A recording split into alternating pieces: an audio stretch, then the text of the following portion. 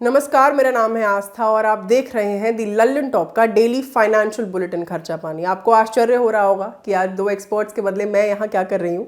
तो स्पष्ट है कि हमने खर्चा पानी को आज थोड़ा ट्वीक किया है और इसे वास्तव में एक बुलेटिन के रूप में रखने की कोशिश की है। तो शुरुआत करते हैं आज की सुर्खियों से, फिर आएंगे बड़ी खबर पर। पहली सुर्खी देश की सबसे बड़ी बीमा कंपनी LIC से जुड़ी है। LIC के IPO का बेसब्री से इंतजार हो रहा है। LIC की तरफ से IPO के लिए DRHP यानी draft red herring prospectus file कर दिया गया है। बता दें कि DRHP वो पहला डॉक्यूमेंट है जिसके बाद IPO के लॉन्च की कवायद शुरू मानी जाती है। DRHP की फाइलिंग के बाद LIC के IPO का काउंटडाउन शुरू हो गया है। खबरों के मुताबिक मार्च 2022 के पहले पखवाड़े में ही LIC का IPO आ जाएगा। चर्चा ये भी है कि LIC की पॉलिसी होल्डर्स को इस इशू में बड़ी छूट मिलने वाली है। दूसरी सुर्खी क्रूड ऑयल की कीमतों से जुड़ी है। ब्रेंट क्रूड ऑयल बेंचमार्क वाले कच्चे तेल की कीमत बढ़कर $100.8 प्रति बैरल हो गई है। रूस और यूक्रेन के बीच जारी तनाव के बीच कच्चे तेल की इतनी कीमत दिसंबर 2014 के बाद हुई है। ब्लूमबर्ग के मुताबिक इसे world's most important oil price कहा जा रहा है। तीसरी सुर्खी IT सेक्टर के नौकरी की चाह रखने वालों के लिए खास है। इन्फोसिस के CEO सलिल पारेख के मुताबिक फाइनेंशियल ईयर 2022-23 में इन्फोसिस 55,000 फ्रेश जॉब्स दे सकता है। चौथी सुर्खी है येस बैंक से जुड़ी। बैंक के फाउंडर राणा कपूर को मुंबई की PMLA कोर्ट से 16 फरवरी 2022 को जमानत मिल गई है। राणा कपूर पर 300 करोड़ रुपए के फ्रॉड का केस चल रहा है। अब बात आज की बड़ी खबर की। एक गुमनाम बाबा की सलाह पर दुनिया का चौथा सबसे बड़ा शेयर मार्केट चलाने वाली चित्रा रामकृष्णा की मुश्किलें बढ़ गई हैं। NSE की पूर्व MD और CEO चित्रा रामकृष्णा के घर आज 17 फरवरी 2022 को इनकम टैक्स ने रेड डाली है। IT की अलग अलग टीमों ने चित्रा रामकृष्ण के ठिकानों के अलावा केस से जुड़ी कई और जगहों पर भी छापेमारी की है। बताते चलें कि securities and exchange board of India SEBI ने चित्रा पर 3 करोड़ का जुर्माना भी लगाया है। उन्हें नियमों के उल्लंघन का दोषी पाया गया था। चित्रा का कहना था कि हिमालय पर बैठा एक योगी बाबा उनका मार्गदर्शन करता था। देश के करोड़ों इन्वेस्टर्स के हितों का ध्यान रखने वाली संस्था SEBI स्टॉक्स और कमोडिटीज मार्केट को रेगुलेट करने का काम करती है। बीते शुक्रवार SEBI ने एक जांच रिपोर्ट जारी की। रिपोर्ट चौंकाने वाली थी। पता चला कि सालों से हिमालय पर बैठा एक शख्स देश का सबसे बड़ा स्टॉक एक्सचेंज चला रहा था। मन में सवाल उठा कि गुमनाम योगी कौन है? क्या इस तरह बाहर बैठकर कोई व्यक्ति पूरा स्टॉक एक्सचेंज कंट्रोल कर सकता है? तो हमने बात की शरद कोहली से। शरद कोहली सीनियर इकोनॉमिस्ट और फाइनेंशियल एक्सपर्ट हैं। सालों से ऑल इंडिया रेडियो पर मनी मंत्रा शो कर रहे हैं। साथ ही CNBC पर भी एक एक्सपर्ट के तौर पर एज ए गेस्ट अवेलेबल रहते हैं। उन्होंने क्या कहा जानते हैं। बड़ा हैरानी वाला खुलासा है कि कोई गुमनाम योगी जो कि अपनी मर्जी से कहीं भी प्रकट हो सकता था, जो कि आज तक किसी ने देखा नहीं, और जो ये SEBI की पूर्व MD CEO थी चित्रा रामकृष्णन जी, वो कहते हैं उनको 20 साल से वो इंस्ट्रक्शंस देते थे बाबा जी, और आज तक उन्होंने कभी उनको देखा नहीं, और ईमेल से इंस्ट्रक्शन देते थे। बड़ी अजीब बात लगती है सुनने में, क्योंकि अगर हम information technology point of view से देखें तो आप IP एड्रेस से और सर्वर से ईमेल कहां से ओरिजिनेट हो रही है ये पता लगाना कोई बहुत मुश्किल काम नहीं है। तो गुमनाम बाबा, देखिए हिमालय पे बहुत बाबा हैं, बहुत सिद्ध महापुरुष भी वहां पर बसते हैं, ऐसी हम सबको जानकारी है। पर कोई बाबा SEBI की एक्टिविटीज, NSE की एक्टिविटीज में इंटरेस्ट दिखाए और उनके MD CEO को डायरेक्शंस दे, ये थोड़ी सी बात अटपटी सी लगती है, अजीब सी लगती है। बाकी चित्रा रामकृष्णन जी के क्या अनुभव रहे हैं इन बाबा जी से इंटरैक्शन में, उन्होंने किन किन और विषयों पे उनसे सलाह करी है, उनके निजी जीवन पे अवश्य करी होगी, पर ये तो उनका सार्वजनिक जीवन है, एक ओहदा, एक पोजीशन जो वो संभाल रही थी, this is related to that position. तो बड़ी हैरानी सी बात लगती है। अपनी गुमनाम बाबा बहुत है हिमालय पर कोई गुमनाम बाबा नेशनल स्टॉक एक्सचेंज के ऑपरेशंस में इंटरेस्ट दिखाएंगे, ये बात बहुत अजीब सी सुनने में लगती है। NSE की पूर्व MD और CEO चित्रा रामकृष्ण इस गुमनाम योगी से मार्गदर्शन लेती थी। मार्गदर्शन कैसे लेती थी ये भी समझिए। ग्रुप चीफ कोऑर्डिनेशन ऑफिसर का डेजिग्नेशन और रोल तो ठीक है, हम इसे आगे बढ़ा सकते हैं, लेकिन मेरा एक छोटा सा निवेदन है, क्या हम इसे ग्रुप प्रेसिडेंट और चीफ कोऑर्डिनेशन ऑफिसर कर सकते हैं? आगे चलकर जैसा आपका निर्देश होगा, हम एक्सचेंज का सारा परिचालन G के अंडर में लाते हुए उसे रीडेजिग्नेट कर चीफ ऑपरेटिंग ऑफिसर बना देंगे। इस पर आपका मार्गदर्शन चाहिए स्वामी। एक ईमेल का यह अंश जो हमने आपको अभी सुनाया, आपको कॉरपोरेट हाउसेस के पत्र व्यवहार सा लग रहा होगा, जैसे कोई अधिकारी अपने बॉस से किसी बड़े फेरबदल की मंजूरी मांग रहा हो। लेकिन ये चिट्ठी चित्रा की ओर से अपने कथित आध्यात्मिक गुरु को लिखी गई है, जो हिमालय की वादियों में गुमनाम भटकता है और किसी को दर्शन नहीं देता, लेकिन वह ईमेल का जवाब देता है, और वह भी एक सुपर बॉस के अंदाज में। वह अपने निर्देशों से स्टॉक एक्सचेंज में ऊपर से नीचे तक कोई भी बदलाव करा लेता है। यह किसी वेब सीरीज की स्क्रिप्ट नहीं, बल्कि एक सनसनीखेज सच्चाई है जो बताती है कि करीब 3.4 ट्रिलियन डॉलर्स, लगभग 258 लाख करोड़ रुपए के मार्केट कैपिटलाइजेशन वाले दुनिया के चौथे सबसे बड़े शेयर बाजार नेशनल स्टॉक एक्सचेंज NSE की एक पूर्व CEO कैसे एक गुमनाम बाबा के निर्देशन पर बड़े फैसले लेती थी। यही नहीं, अपने 20 साल के करियर में उन्होंने ज्यादातर फैसले इसी बाबा की सलाह पर किए।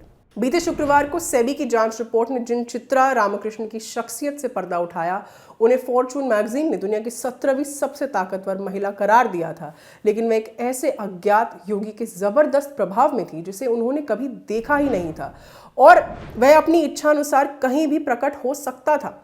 चित्रा रामकृष्ण को ट्रेडिंग घोटाले और पद के दुरुपयोग के आरोप में 2016 में NSE से बाहर कर दिया गया था। लेकिन वर्षों की जांच पड़ताल के बाद अब सेबी ने 190 पेज का जो आदेश जारी किया है, वो हैरतअंगेज तो है ही, किसी गहरी साजिश की ओर भी इशारा करता है।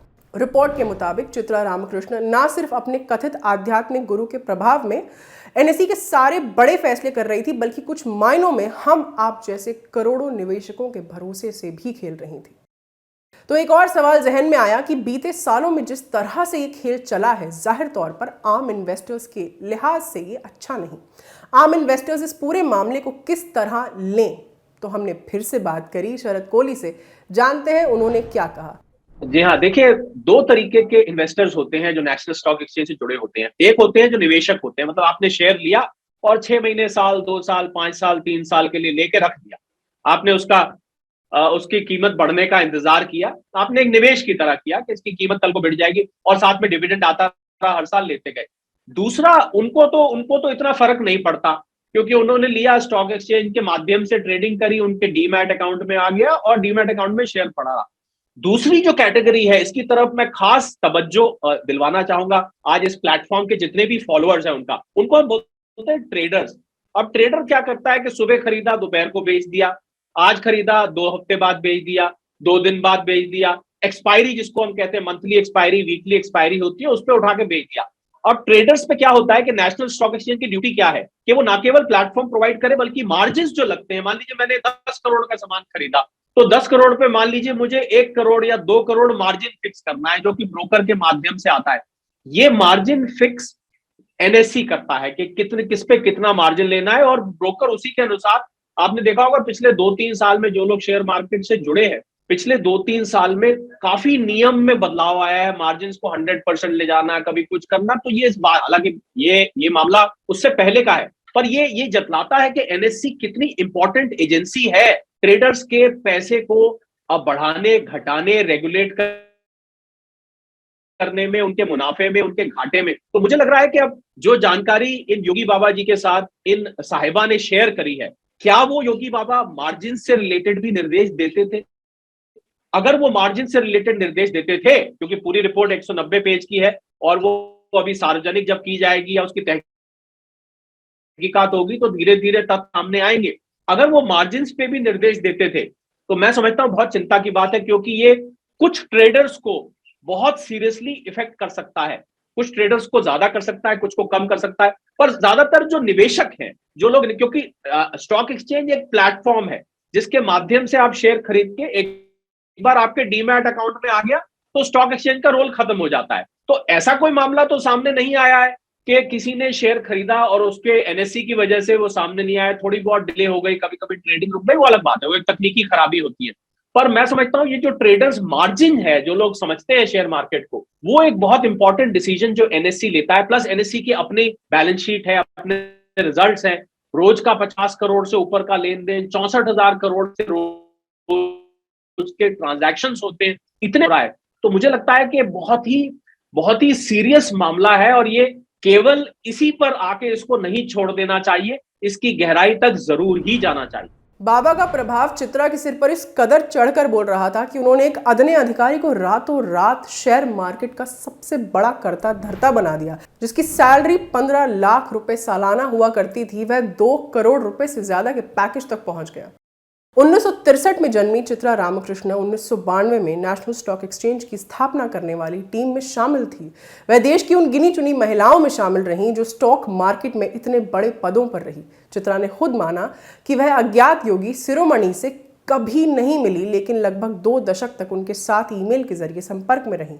इस दौरान कई महत्वपूर्ण कॉरपोरेट और व्यावसायिक फैसले इस योगी के दिशा निर्देश में ही लिए गए।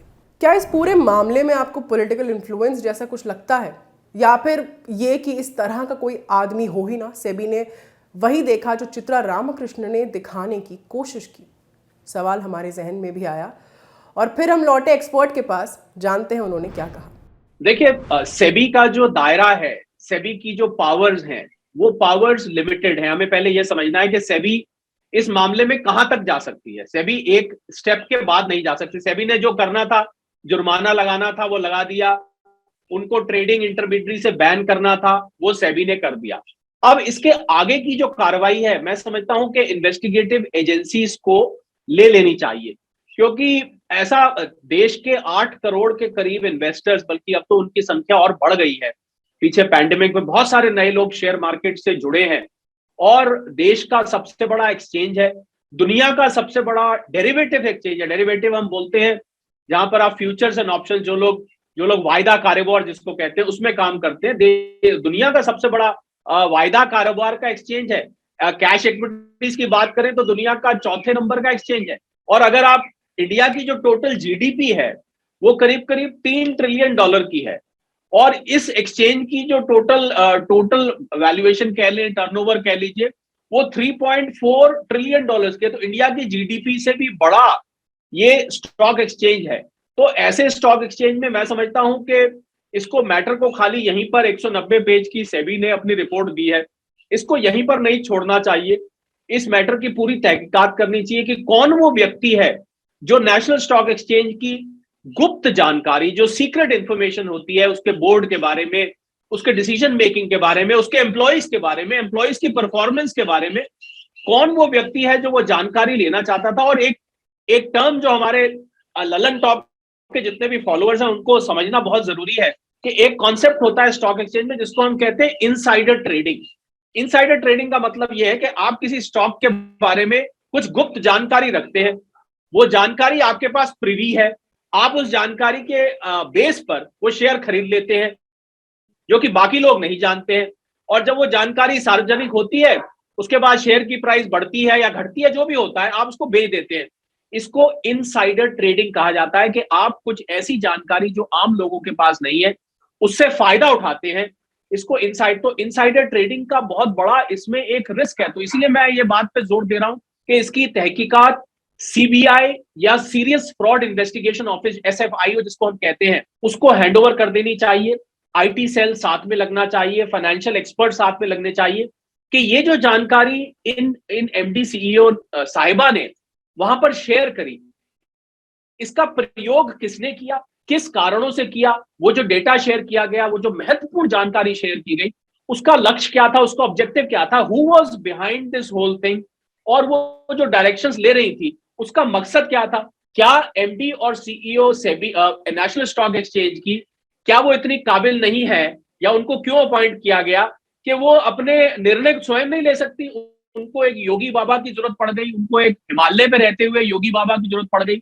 ये भी एक प्रश्न चिन्ह उठता है। तो मैं समझता हूं कि सेबी से हटकर ये मामला अब इन्वेस्टिगेटिव एजेंसीज के पास आ जाना चाहिए। खाली ये जुर्माना जो लगा है चित्रा रामकृष्ण जी पे 3 करोड़ का, उन पे बैन लग गया है 2-3 साल का, ये नाकाफी है मेरे साथ से। ये क्योंकि बहुत ही सीरियस ये एलिगेशन है। और जब भी अपॉइंट किया जाता है ना किसी को इतनी ऊंचे ओहदे पर, नेशनल स्टॉक एक्सचेंज, सब लोग जानते हैं कि भारत सरकार के निर्देशों पर बैंक्स ने, फाइनेंशियल इंस्टीट्यूशंस ने और कुछ इंश्योरेंस कंपनीज ने, स्टॉक होल्डिंग कॉर्पोरेशन भी है, स्टेट बैंक ऑफ इंडिया, इन लोगों ने मिलके इसका गठन किया था 1992-93 में, 94 में पूरी तरह से फंक्शनल हो गया था। तो इतने ऊंचे ओहदे पर जब किसी को रखा जाता है तो उससे कॉन्ट्रैक्ट साइन करा जाता है, जिस कॉन्ट्रैक्ट को हम बोलते हैं कॉन्ट्रैक्ट ऑफ कॉन्फिडेंशियलिटी, कि आप भी किसी ऑर्गेनाइजेशन में नौकरी करते होंगे और जो भी लोग नौकरी करते हैं वो इनको एक कॉन्ट्रैक्ट साइन करना पड़ता है कि वो कंपनी से महत्वपूर्ण जानकारी बाहर नहीं देंगे।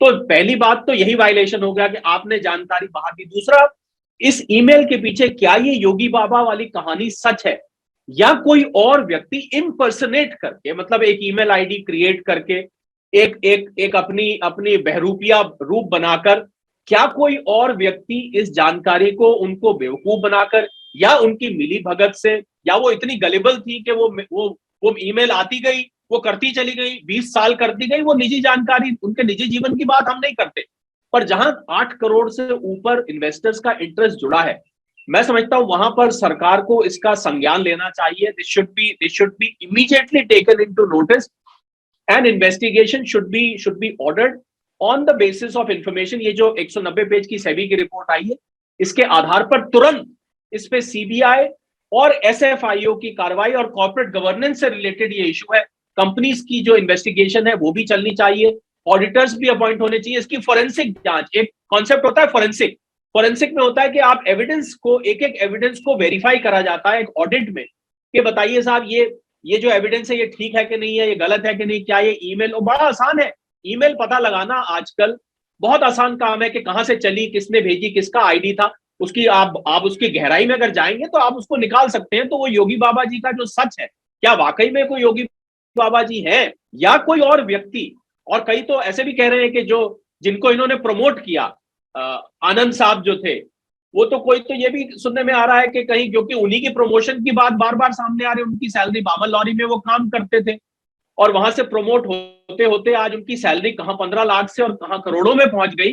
तो वो लोग तो ये भी कह रहे हैं कहीं वही तो नहीं है बाबा जी अपनी कोई ईमेल आईडी बना के गुप्त नाम से कहीं वो अपनी प्रमोशन करा रहे थे। पर ये चलिए एक एम्प्लॉय अपॉइंटमेंट का छोटा मामला है, मैं समझता हूं ये आम होता है कि किसी को प्रमोट कर दिया जाता है, पर बहुत जरूरी बात यह है कि इनसाइडर ट्रेडिंग है, एनएससी की गवर्नेंस है, दुनिया का सबसे बड़ा डेरिवेटिव एक्सचेंज की बात है, तो ये कोई बहुत हल्की फुल्की बात नहीं। सेबी की रिपोर्ट के मुताबिक रामकृष्ण ने माना कि उन्होंने उस कथित योगी के साथ एनएससी के 5 साल के वित्तीय आंकड़ों, अनुमानों, डिविडेंड, व्यावसायिक योजनाओं, बोर्ड बैठकों के एजेंडे जैसी जानकारियां शेयर की, यहां तक कि कर्मचारियों के असेसमेंट और अप्रेजल तक पर उनसे चर्चा करती थी। सेबी ने अपने आदेश में कहा कि चित्रा के मुताबिक यह गुमनाम व्यक्ति एक आध्यात्मिक ताकत था, वह जहां चाहे प्रकट हो सकता था, उसका कोई निश्चित पता और ठिकाना नहीं था, वह ज्यादातर हिमालय के पहाड़ों पर रहता था। सेबी की रिपोर्ट कहती है कि कथित योगी के निर्देश पर चित्रा की ओर से किए गए बड़े फैसलों में सबसे विवादास्पद और चौंकाने वाला था आनंद सुब्रमण्यम की हाई प्रोफाइल नियुक्ति। सुब्रमण्यम को एनएससी का चीफ ऑपरेटिंग ऑफिसर और चित्रा रामकृष्ण का एडवाइजर नियुक्त किया गया था, जबकि सुब्रमण्यम के पास एक्सचेंज और निवेश की दुनिया का कोई अनुभव ही नहीं था। 18 जनवरी 2013 को सुब्रमण्यम को चीफ स्ट्रैटेजिक एडवाइजर का पद ऑफर किया गया, जिसके लिए सालाना पैकेज था, ध्यान दीजिएगा, 1.68 करोड़ रुपए, जबकि इससे पहले सुब्रमण्यम की सैलरी 15 लाख रुपए सालाना थी। मार्च 2014 में रामकृष्णा ने सुब्रमण्यम को 20% इंक्रीमेंट दिलाया और सैलरी जा पहुंची करीब 2 करोड़ रुपए सालाना। 5 हफ्ते बाद ही उन्हें 15% की एक और सैलरी हाइक मिली और अब पैकेज हो गया 2.31 करोड़ रुपए सालाना। रामकृष्णा ने सुब्रमण्यम के असेसमेंट और अप्रेजल के तहत उसके परफॉर्मेंस को A+ एक्सेप्शनल बताया था। बाद में सुब्रमण्यम पर कई गंभीर आरोप लगे और उसे रामकृष्णा के साथ कई धांधलियों में लिप्त बताया गया। सेबी ने यह भी कहा है कि सुब्रमण्यम उस कथित योगी का साथी था, वह हर अहम फैसले लेने में रामकृष्णा पर दबाव डालता था। सुब्रमण्यम की सैलरी में बेतहाशा बढ़ोतरी के पीछे भी योगी का हाथ था। योगी सुब्रमण्यम को एनएससी में प्रभावी बनाने के लिए किस तरह कारगर रहा, इसकी बानगी उसके और रामकृष्ण के बीच ईमेल में दिखाई देती है। रामकृष्ण योगी को rig@outlook.com नामक आईडी पर लंबे समय तक मेल करती रही। उनके कई पत्रों के मजमून सांकेतिक अर्थ लिए भी दिखाई देते हैं, जिन्हें सरसरी तौर पर समझना मुश्किल है। योगी की तरफ से आए जवाब तो आध्यात्मिक पुट लिए हुए हैं, लेकिन साथ ही कॉरपोरेट और प्रशासन की गहरी समझ भी दर्शाते हैं। 18 फरवरी 2015 को रामकृष्णा लिखती हैं, ग्रुप चीफ कोऑर्डिनेशन ऑफिसर का डेजिग्नेशन और रोल तो ठीक है, हम इसे आगे बढ़ा सकते हैं, लेकिन मेरा एक छोटा सा निवेदन है, क्या हम इसे ग्रुप प्रेसिडेंट और चीफ कोऑर्डिनेशन ऑफिसर कर सकते हैं?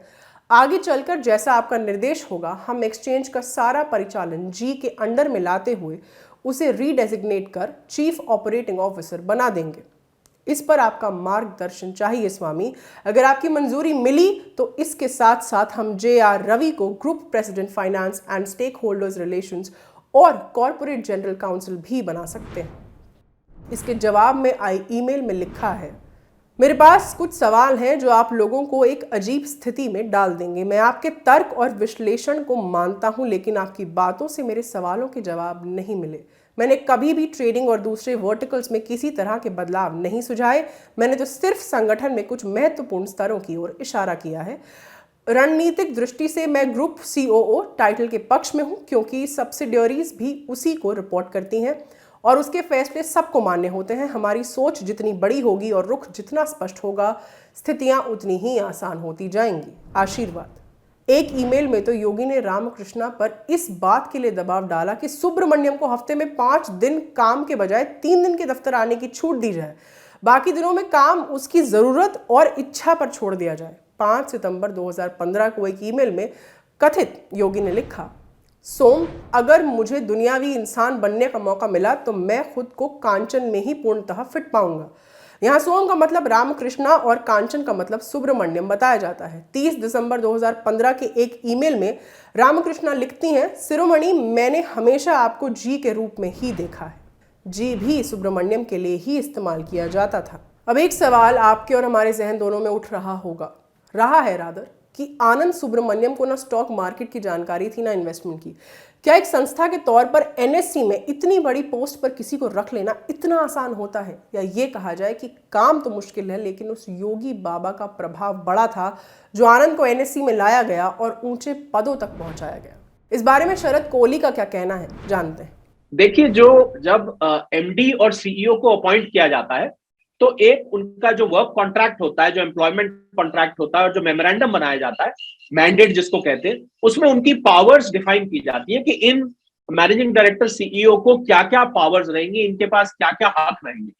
उस हक में एक ये हक भी होता है कि वो उसको अपॉइंट करे, ग्रुप CEO को अपॉइंट करे, वो स्ट्रेटेजिक एडवाइजर को अपॉइंट करे, उनकी सैलरी पर बोर्ड ऑफ डायरेक्टर्स हालांकि डिसीजन लेता है, पर MD CEO की बहुत ज्यादा उसमें से होती है, जिसको हम अंग्रेजी में से कहते हैं। अगर वो कुछ भी रिकमेंड कर दें तो नॉर्मली उसको नहीं रिवर्स किया जाता, अनलेस की कुछ ऐसी चीज आपको दिख रही हो जो कि बिल्कुल ही अजीबोगरीब है। तो आनंद सुब्रमण्यम साहब का पहले कोई इन्वेस्टमेंट से रिलेटेड एक्सपीरियंस तो था नहीं। एक मिडिल लेवल मैनेजमेंट में Balmer Lawrie company south India में है, चेन्नई में है उसका ऑफिस, वहां वो काम करते थे। वहां से सडनली उठ के उनको यहाँ पर इतनी बड़ी पोस्ट दे देना और इतनी बड़ा ओहदा और इतनी बड़ी सैलरी दे देना। उनकी सैलरी मैंने देखा 1000 गुना से भी ज्यादा बढ़ गई, 15 लाख से बढ़ के 1 करोड़ 1.5 करोड़ के आसपास, फिर उसके बाद 2 करोड़ पार कर गई। तो इतनी रफ्तार से बढ़ना MD की पावर्स में होगा, किया तो तभी किया, ये तो बात हमें स्वीकारनी पड़ेगी।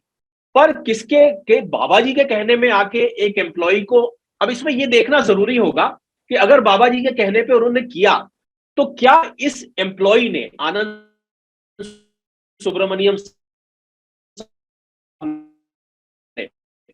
NSE में मिल रही थी एडिशन करी, क्या उन्होंने कोई ऐसा चमत्कार किया जिससे कि NSE का इतना उद्धार हुआ, इतना जितने 1000 गुना अगर उनकी इनकम बढ़ी तो क्या 1000 गुना NSE को भी फायदा हुआ, या उससे दुगना तिगना कम से कम होना चाहिए ना फायदा। जब आप कोई एम्प्लॉय रखते हैं अपने यहाँ तो कंपनी सोचती है भाई अगर हम इसको 10 लाख सैलरी दे रहे हैं तो कम से कम हमारा 20, 30, 40, 50 लाख का तो फायदा होना चाहिए ना। तो ये देखना पड़ेगा कि NSE का कितना फायदा हुआ इनके अपॉइंट करने से, इनकी काबिलियत थी कि नहीं थी। और मैं ये मानता हूं कि खाली हमें इन योगी बाबा जी का जो इंस्ट्रक्शन थी इस एम्प्लॉय को, हमें खाली इस सीमित दायरे को नहीं देखना चाहिए, हमें इसका स्कोप बहुत वाइड देखना चाहिए कि क्या इस योगी बाबा जी ने NSE के फंक्शनिंग में भी इंटरफेयर किया है, या उन्होंने NSE की जो दिन प्रतिदिन की ऑपरेशंस हैं, महीने के ऑपरेशंस है, साल के ऑपरेशंस है, क्या उसमें भी उन्होंने कोई रोल प्ले किया है। आनंद सुब्रमण्यम साहब का एक मामला है, वो समझ आ रहा है, वो तो दिख रहा है, पर वो मुझे इतना आउट ऑफ प्रोपोर्शन जाता नहीं दिख रहा है। मुझे जो ज्यादा गहराई में जाता हुआ मामला दिख रहा है कि और किस किस चीज, ये जानकारी जो शेयर की गई, इसका दुरुपयोग कहां कहां किया गया। जो इन्होंने ईमेल के जरिए एनएससी की इंपॉर्टेंट इंफॉर्मेशन उन योगी बाबा जी के ईमेल पर भेजी, तो इस इंफॉर्मेशन का किसने प्रयोग किया और उसका ऑब्जेक्टिव क्या था, वो क्या करना चाहते थे। मैंने जो शुरू में आपसे बात कही थी, इनसाइडर ट्रेडिंग है, और भी बहुत सारे मामला हैं, मार्जिन का मामला है, क्या कोई बड़ी लॉबी ट्रेडर्स की इससे जुड़ी हुई है, क्या कोई पॉलिटिकल लॉबी इससे जुड़ी हुई है, क्या कोई कंपनी जो एनएससी पे लिस्टेड है उसके बोर्ड ऑफ डायरेक्टर्स इससे जुड़े हुए हैं, क्या कोई ब्रोकर्स का ग्रुप इससे जुड़ा हुआ है। ये सारा मुझे लग रहा है कि बहुत ही बारीकी से इसकी तहकीकात करनी पड़ेगी, तब जाके कहीं ये खुलासा होगा।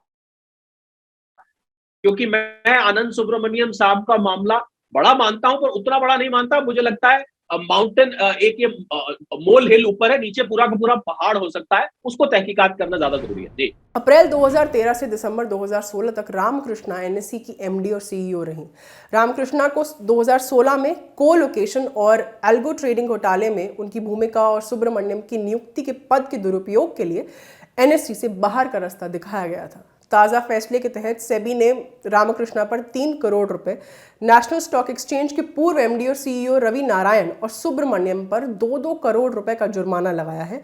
साथ ही वीआर नरसिम्हन पर 6 लाख रुपए का जुर्माना लगाया गया है। इसके अलावा इन सभी को 6 महीने के लिए मार्केट की किसी भी गतिविधि में शामिल होने से रोक दिया गया है।